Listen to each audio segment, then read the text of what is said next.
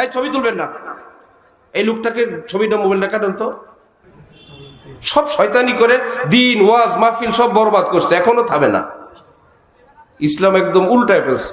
1400 বছর পর্যন্ত ইসলাম কি ছবি এবং ভিডিও দিয়ে আসছে না ভিডিও ছাড়া আসছে? ছবি ভিডিও দিয়ে ইসলামের মাত্রা কি অনেক বেড়ে গেছে, ঝামেলা বাড়ছে, ঝগড়া বাড়ছে, ফিতনা বাড়ছে, ফাসাদ বাড়ছে। কারণ নবীজি বলছেন নাআল্লাহুল মুসাফফির, যারা ছবি তোলে আল্লাহ লানত তাদের উপর। এটা হাদিস শরীফ, মুসলিম শরীফের হাদিস, কুল্লু মুসাফফিরিন ফিন্নার, যারা ছবি তোলে সব জাহান্নামে যাবে। প্রয়োজন জরুরত, পাসপোর্ট আইডি পরীক্ষা সেইখানে ইসলামে জায়েজ আছে, কিন্তু এই বলে তামাশার ছবি ইসলামে জায়েজ নাই। পৃথিবীর কেউ বলতে পারবে না। যে আলেমরা তোলেন তাদেরকে জিজ্ঞাসা করেন, যে আলেম ওলামারা তো বলে আল্লাহর কসম ছবি তোলা হারাম। হুজুর আপনি বলেন তো আল্লাহর কসম হালাল? আলেম ওলামারা তো বলে ছবি তুললে গুনাহ হয়, আপনি বলেন তো হুজুর ছবি তুললে আল্লাহ খুশি হন? আর যত ছবি তুলবেন তত আল্লাহ খুশি হবেন। যত ওয়াজ মাহফিলের ছবি তুলবেন, যত জান্নাতের দিকে আগাইতে থাকবেন, যত ওয়াজ মাহফিল ভিডিও করবেন, আর সোয়াল আপনার উপর তত খুশি হবেন। পৃথিবীর কোন আলেম বুকে হাত দিয়ে এই কথা বলার সাহস আছে? কেন করেন এই কাজ?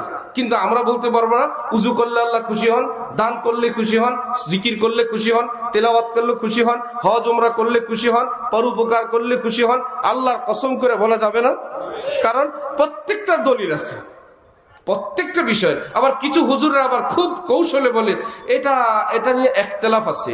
ছবি উঠানো নিয়ে কি আছে? ইখতিলাফ কাকে বলে জানেন?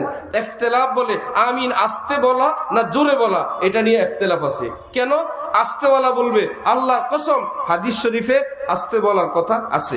আপনি যে বলেন জোরে, আল্লাহর কসম হাদিস শরীফে জোরে বলার কথাও আছে। তার মানে দুই মত, দোনো মতের উপরে দলিল আছে। এই দুই দলিলের ভিত্তিতে দুই আলেমরা দুই কথা বলেন, এটার নাম ইখতিলাফ। পৃথিবীর সব মুসলমান কি 5 ওয়াক্ত নামাজ পড়েন? হুজুর একটু আগে বলছেন না? আর কেউ কি পড়ে না? কেউ পড়ে কিনা? 5 ওয়াক্ত নামাজ কেউ পড়ে কিনা? সবাই কি পড়ে? তাহলে কেউ পড়ে কেউ পড়ে না। আমরা আজকে থেকে কি বলবো? নামাজ নিয়ে ইখতিলাফ আছে। কেন? কেউ তো 5 ওয়াক্ত নামাজ পড়ে, আবার কেউ পড়ে না, ইখতিলাফ আছে না? কেন বলবেন 5 ওয়াক্ত নামাজ ফরজ, এটা ফিক্সড, এটা নির্ধারিত, কেউ মানে কেউ মানে না। কথা বুঝতেছেন? 5 ওয়াক্ত নামাজ ফরজ, এটা নির্ধারিত, কেউ মানে কেউ মানে না।